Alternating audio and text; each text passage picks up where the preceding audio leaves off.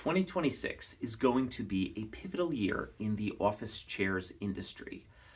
So here are my 5 predictions for 2026. I'm recording this on YouTube, so you can test me later on how well I did this time next year. Number 1.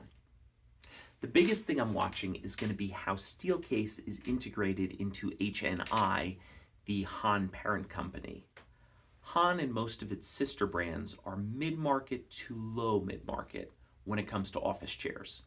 In December 2025, they closed on the Steelcase acquisition, which puts a mass market company in charge of the best ergonomic office chair shop on the planet. It would be the equivalent of Kia taking over at Maserati or Discovery Channel buying HBO. I speak with people inside the Steelcase dealer network and inside the company, so I think we should get an early indication in the next 12 months if this merger is going to diminish Steelcase or if there's a chance that Steelcase could help elevate Han, All Steel National, and Kimball into more the premium office chair segment. My prediction is that there will be very little visible change in 2026. I would be surprised to see a layoff or restructuring inside of Steelcase. I don't think we're going to see any short-term diminution of the Steelcase chair brand in 2026, and I'm really not expecting any breakthrough products coming from the HNI Han legacy companies during that period either. Number 2, new entrants. On the office chair subreddit, 2025 was a year we noticed a number of new players really trying to make their mark. For a few years, there have been TikTok Kickstarter brands that are just repackaging the same junk from Alibaba, and those guys are still circling. New names, new influencers, but the same junk. But a few players with some actual innovative ideas are looking to make themselves known as top online first brands. Here at the I Buy Office Furniture Global Testing Headquarters, also known as my attic, I have a few chairs from some of these newer entrants that I'm trying out, and hopefully I'll have something to report on in the new year. The top brands in the market have been remarkably consistent in the 20 years that I've been part of this business. Steelcase and Herman Miller were the 2 top chair manufacturers when I started working in this field, and they still are today. Human Scale went from nothing to second tier in that time, and all of the other second-tier ergonomic brands, Hayworth, Knoll, Technion, they've all mostly stayed where they had been. I think 2026 could be the year that one of the newer companies makes the breakthrough into the second or first tier. Some of these guys seem scrappy with very quick innovation and iteration cycles.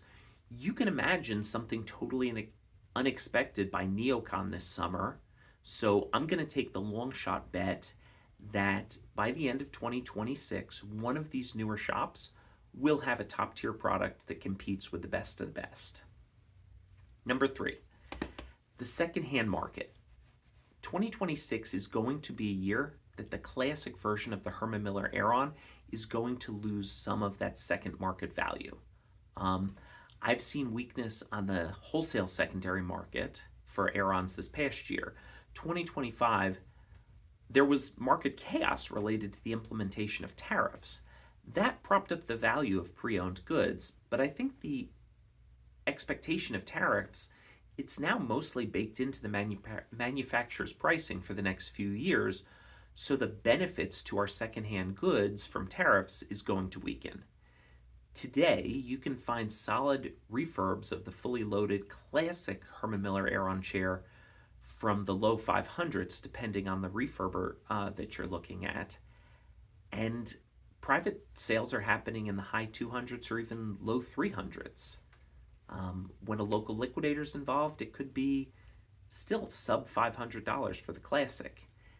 This year, 10 years after the introduction of the remastered, there are enough of the newer version of the chair hitting the secondary market that you should continue to see some pressure on the price of the classic chairs, which are already rounding out 30 years in service. V2 Leap chairs and the fully functional AMIA chairs should make it through 2026 at either the current valuations or maybe bump a little bit higher. There's not been much supply on the wholesale market that I follow, so unless some really big inventories start coming online, Leap V2 could be a little bit higher at the start of 2027 than it is today. And I'll put some benchmarks in the comments section so we can see how this prediction pans out. Number 4 is a question. How will AI continue to screw up the office chairs subreddit and the broader conversation about office chairs throughout the internet? AI bots are already slopping up their word soup everywhere you look. There is an avalanche of AI-generated promotional materials that gunk up all the social media and all the places that people look for authentic opinions.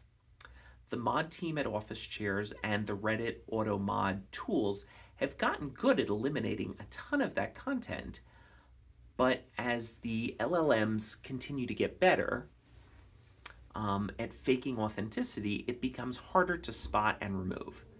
This means that dishonest marketers can use cheap tools to pollute the global conversation in favor of things that they're selling. Folks looking for advice on what chairs to try will need to tighten up the circle of who you can trust to listen to for authentic reviews and advice. Side note, this is sadly not just an office chairs problem. AI will continue to replace authentic ideas and communication with its own algorithmic delusions and hallucinations. It's more important than ever that you make sure whatever institutions you trust to seek out information have the procedures and standards in place to share best attempts at truth, rather than just whatever a Silicon Valley algorithm thinks is going to be the next thing that will keep your attention focused on a media platform. 5.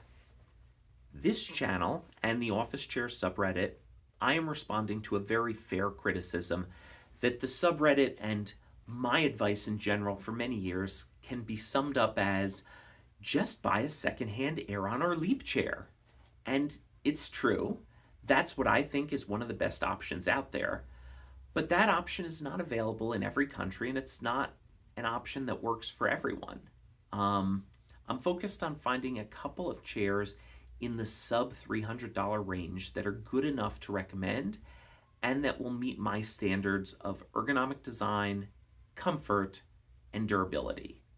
When I find things that will meet that standard at that price point, I'll be sharing them on the sub and here, and I predict that there will be more to say about that.